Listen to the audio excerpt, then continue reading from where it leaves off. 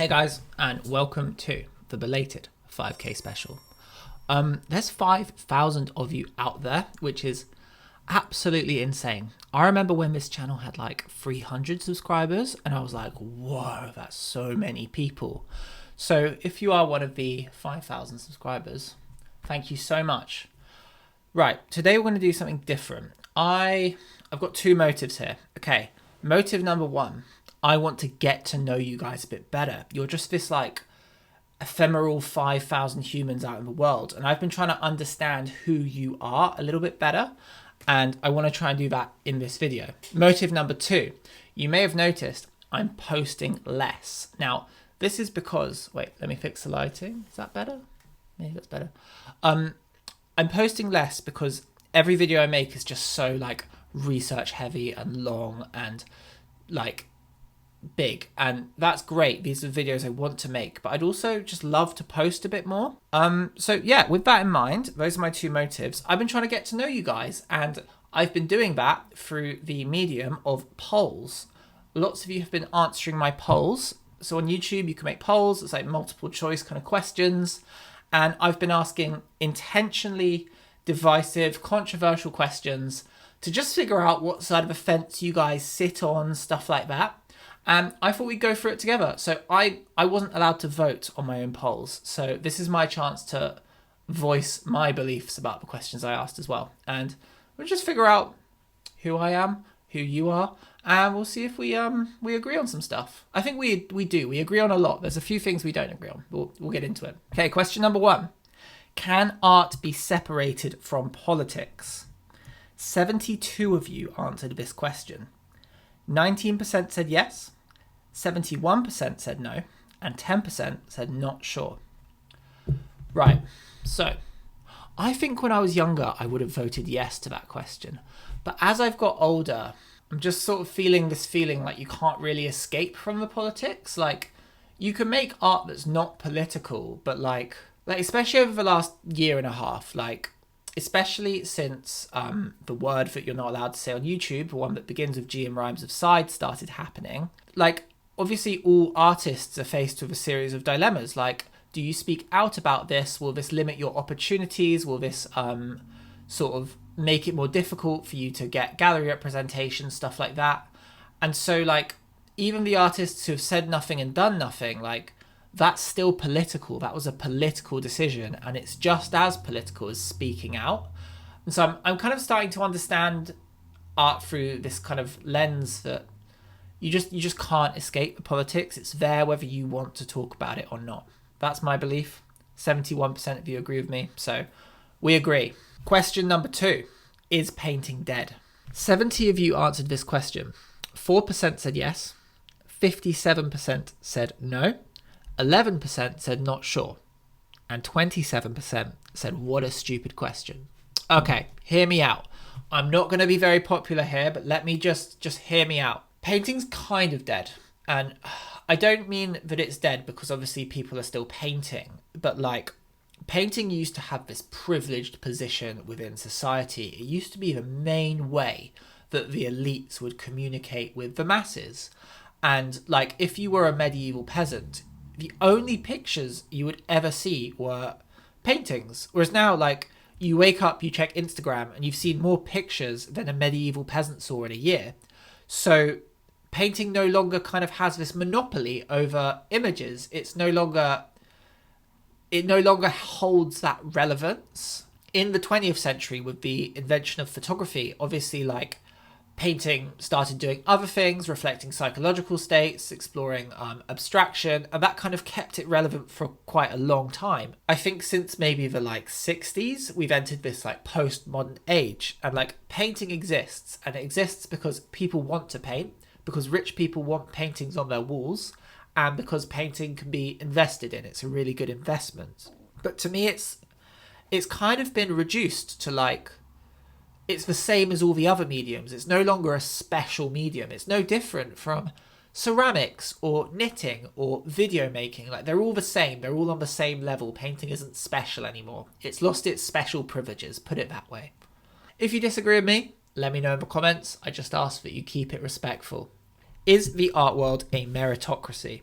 Now, 6% of you said yes, 84% of you said no, and 10% of you said not sure. We had a particularly savage comment underneath this one. It said, shout out to the precious gems that voted yes. Stay innocent. Again, maybe younger me would have voted yes, but the older I get and the more time I spend in this hellhole that we call the art world, I have to say, not really. Like, the way I see it, like, imagine that there are two kids who come from the same kind of class background, who both go to art school.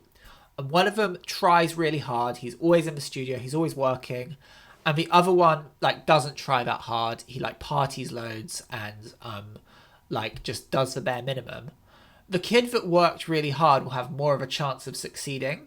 But imagine there's a third kid who comes from, like, a really posh background and their uncle owns a gallery. That child doesn't have to work because they are guaranteed, like, a place within the art world ecosystem. Yeah, they are. They're guaranteed a place within that ecosystem. Whereas the first two kids, like, they're going to have to grind if they want to get anywhere. So I would say, like, you still have to work hard if you want to succeed, but I couldn't call it a meritocracy. I think I'd be lying. And obviously you guys agree with me there. So can art change the world? Now, 48 of you voted. 67% said yes. 19% said no. 15% said not sure. Again, I think I've changed my mind on this one. Like, so my last video was about art washing, and I was exploring why, like, weapons dealers, oil companies, like pharmaceutical companies all invest and patron the arts. And it's like, these are some serious people, like, who hold, like, a lot of weight and power and influence in the world and the economy. Like, why are all these people buying art? Like, what is going on there? And, like, if I think back historically, like, the Nazis had some really strong views on art. Like, Stalin had really strong views on art. The CIA invested in abstract expressionism, like, really heavily and used it as a Cold War weapon. Like, these, like, serious, like, world powers who have strong views about art. And that kind of makes me think, like, there must be something in this. Like, if it didn't matter, if it wasn't important, global powers wouldn't be so invested in it. And so that kind of, in a weird way, that reassures me that art does have power, and it gives me, like, energy and effort to try and reclaim art almost, or, like, to democratize it, to make it more accessible, more available, more, like, something that regular people are interested in, because it clearly holds some value. And at the moment, it's sort of always wielded by those who have power, but can it be wielded for good? I don't know the answer. Like, this is all super abstract. I'm still working it out in my head, but I'm inclined to say, yes, art can change the world. But I'm aware that sounds naive and I might sound a bit, like, silly, but I'm going with it. Yes, it can change the world. Instagram has made art better. 8 of you voted. Worse, 64% of you voted. And the same, 28% of you voted. Again, I think we agree here. I would say Instagram's made art worse. I remember, like, when I first got Instagram, it was probably like 2012. And it was really cool because, like, you would just see the pictures of the people you followed. Like, that's all you would see. And I remember realizing, like, I had just started art school and I was, like, genuinely curious, like, what are people at other art schools making? And I was able to follow people who went to art school in London, in New York, in, like, different parts of the world, in Paris, and, like, just see what they're making. And that for me was, like, such an interesting tool. Like, that was something that really benefited me. And, like, I remember finding it really exciting when, like, an artist I liked followed me back, and it was really fun.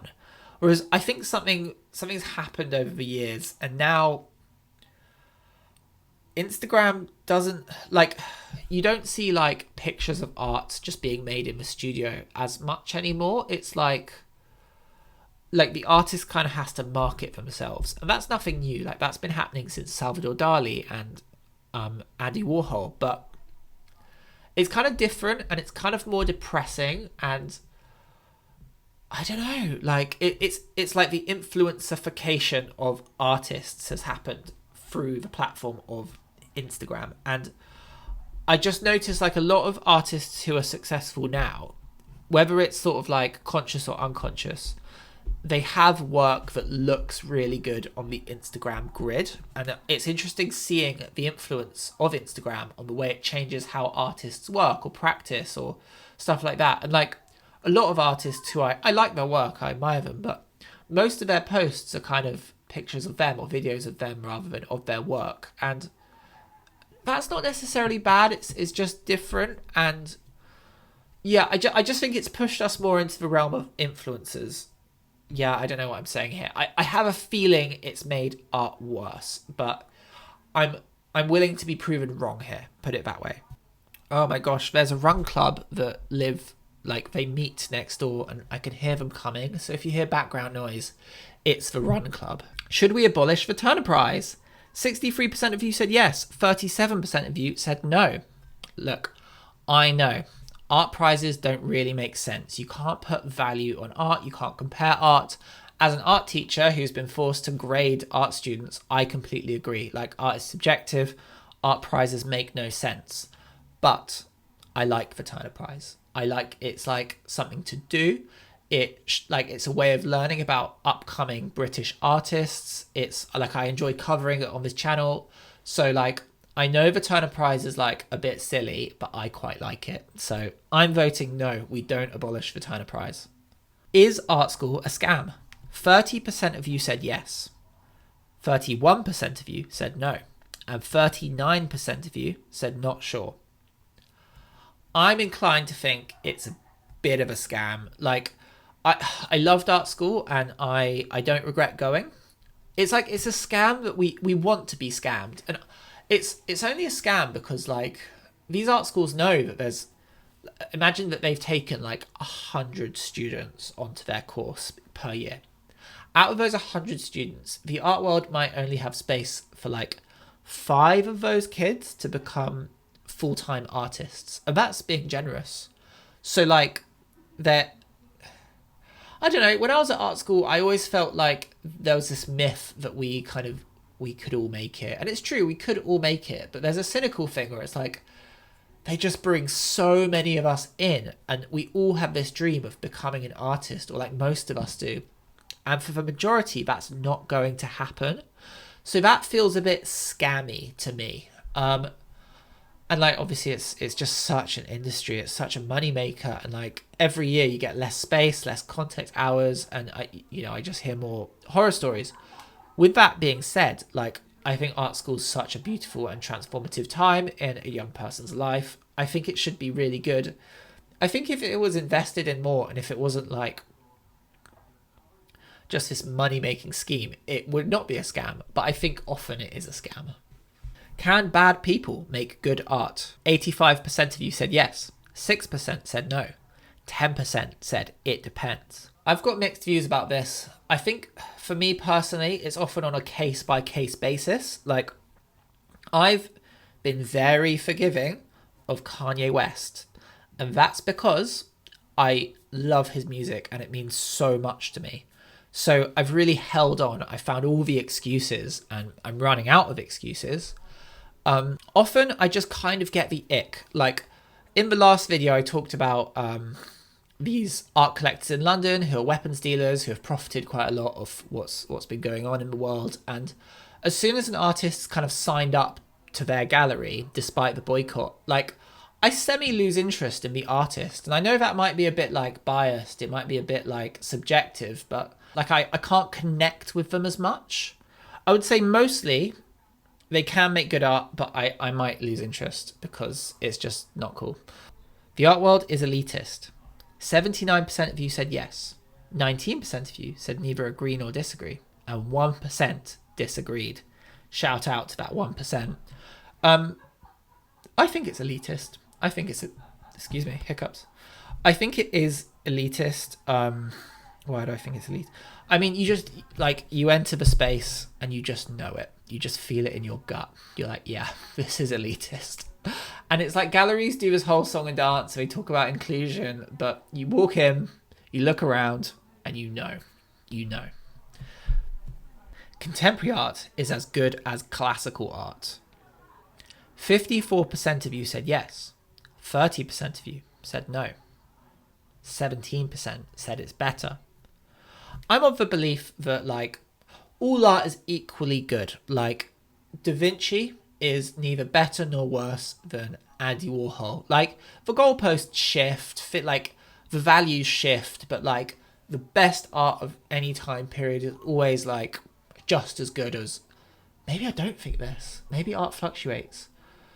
On the whole, I do think that there's value in all forms of art. I'm not like a puritan of one kind of art or the other. I've mostly talked about modern art and contemporary art on this channel. I think I would like to go into classical art eventually, but I'm just sort of in modern art right now. I'm sort of getting to contemporary art, so I'm going to be in that space for a while.